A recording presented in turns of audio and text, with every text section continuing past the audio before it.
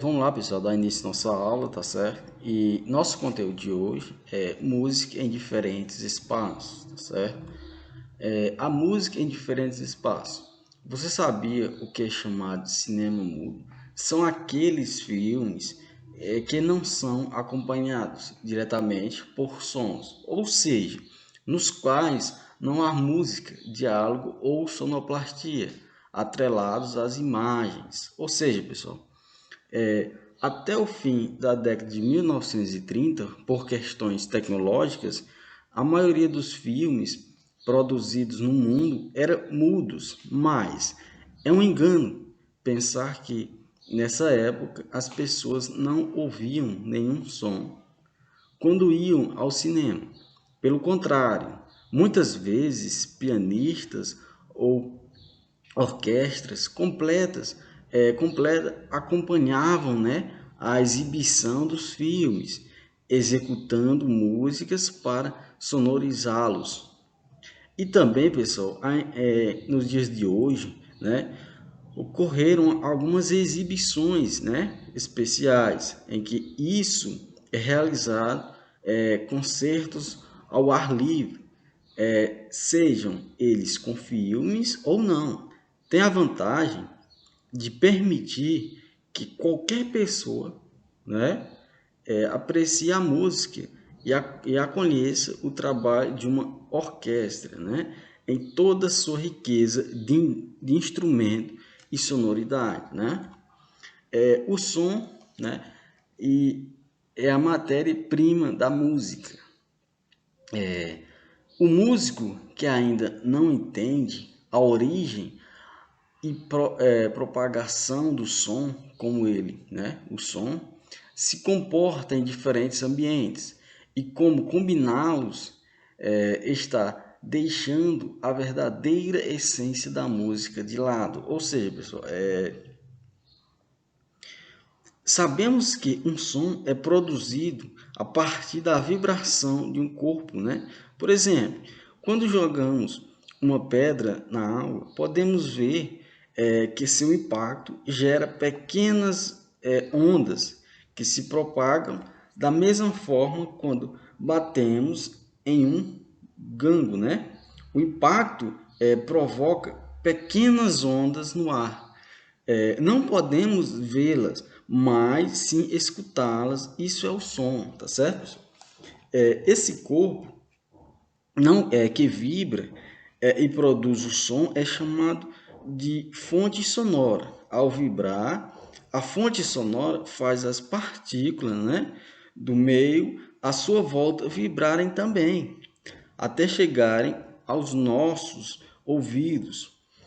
Podem existir inúmeros tipos de fontes sonoras, desde instrumentos musicais até o de um simples chave, tá certo? Como os sons em ordem, né? O som possui quatro qualidades básicas, né? Que permitem diferenciá-lo e classificá-lo. A seguir, pessoal, a gente vai ver essas quatro qualidades e falar um pouco, né, de cada uma delas, tá certo, pessoal? A primeira é, é a altura, né? Se um som é grave ou agudo, a altura é caracterizado, né, pessoal, que pelo som grave ou agudo, né? Em música chamamos de altura as notas musicais. Imagine as notas musicais como as escadas, né? Um exemplo que a gente pode atribuir a nota, a altura, com uma escada, onde uma nota é mais baixa ou mais alta que a outra. Nota mais baixa é grave, mais alto agudo, né? A intensidade, se ele é forte ou fraco, né? Ou seja, é característica que define o volume dinâmico, determina se o som tem uma amplitude baixa ou alta, piano, né? Ou forte, são exemplos. O termo piano é quando se toca no volume baixo, ajuda a transmitir a intenção do autor, né? É duração curta ou longa. A duração é a característica que define, né, a duração em tempo do som, que pode ser longo ou curto. Quando se fala de música, é importante saber que o termo do silêncio, né, é pausa também, na realidade, silêncio é uma pausa, também é registrado.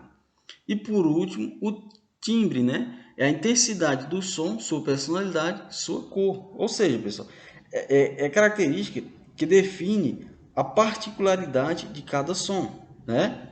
É o RG, dados específicos do som. O timbre carrega todas as informações sobre o aspecto da fonte sonora, o tamanho, a massa, a forma, etc., né? Determina o tipo de som que se ouve, na verdade, na realidade. Tá vendo? A música pode ser considerada, a música pode ser considerada o seguinte, pessoal, uma forma de organizar, né, a execução ou a escuta dos sons. Ou seja, pessoal, a música, ao compor, um exemplo aqui básico, né, ao compor, um músico pode determinar quais sons devem ser executados, né? E em que altura, duração e intensidade, né? Ao criar uma música para uma orquestra repleta de instrumentos, o compositor tem inúmeras possibilidades de combinar e organizar os sons, né, pessoal?